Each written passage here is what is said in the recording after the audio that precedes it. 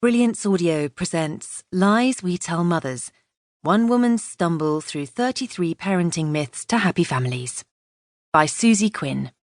Performed by Karen Cass. They say the darkest hour is just before dawn.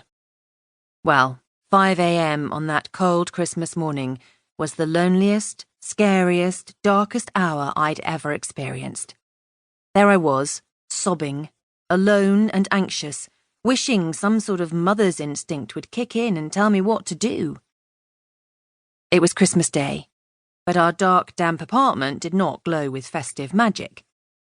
Save for the single string of cheap tinsel hung over the framed "Excuse the mess, we're alcoholics" print, ours was the apartment Christmas forgot.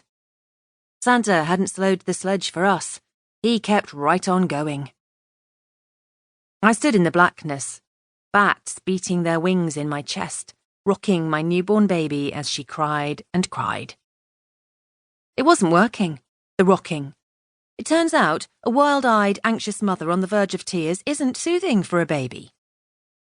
In the winter darkness, I honestly thought I would have a mental breakdown. Last Christmas Eve, Demi and I had been child-free and living in a big shared house with friends. We'd laughed, we'd celebrated, we'd made interesting cocktails with chocolate liqueur, amaretto and sherry. This Christmas Eve, there was only me, a newborn baby and crippling anxiety. I had no friends with kids. No one I could call at 3 a.m. It's always 3 a.m., isn't it? And I didn't want to wake Demi. He needed energy for my daytime meltdowns. In the early hours of that dark, lonely morning, Lexi just wouldn't sleep. I'd done everything. Fed her again, fed her a third time, jiggled her around while bending my legs in time to the hokey-cokey. But every time I laid her down, wah! I couldn't do this parenting business. I just couldn't do it. Yet somehow I had to. Before I had a baby, I saw myself as a reasonably capable, competent person. And tough too. I mean, I once slept upright on a Thai night bus all night. But this competent, capable self seemed to have been smashed with a big hammer and set on fire. If I wasn't a capable, competent adult, who on earth was I?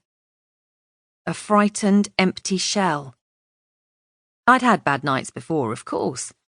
The night I first tried cider and threw up into my own hands. The aforementioned 14-hour night bus ride through Thailand on a non-reclining seat, watching fellow backpackers sleep comfortably on seats that did recline. The night I gave birth, sick and fairground dizzy on pethidine, listening to the other poor labouring women screech things like, "Jesus H. Christ, I've shat on the bed." But this was the longest, loneliest, scariest night of my life. If I survive tonight, I thought, my inner voice quivering with the drama of it all, what about tomorrow night? And the night after that? Surely I won't survive those.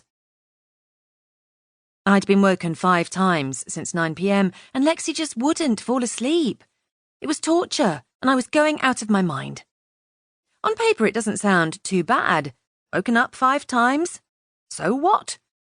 But I was used to a world of light switches and TV remotes, things I could control. Lexi had no crying turn off now switch, no sleepy time button. In fact, no buttons or operations manual at all. I was exhausted and stressed to the point of terrified. Can people die from lack of sleep? I wondered, and the bats doubled their wing flapping in my chest. SAS soldiers suffered less, I was quite sure. I mean, they can always choose to quit. Why couldn't I do this? Where was my mother's instinct?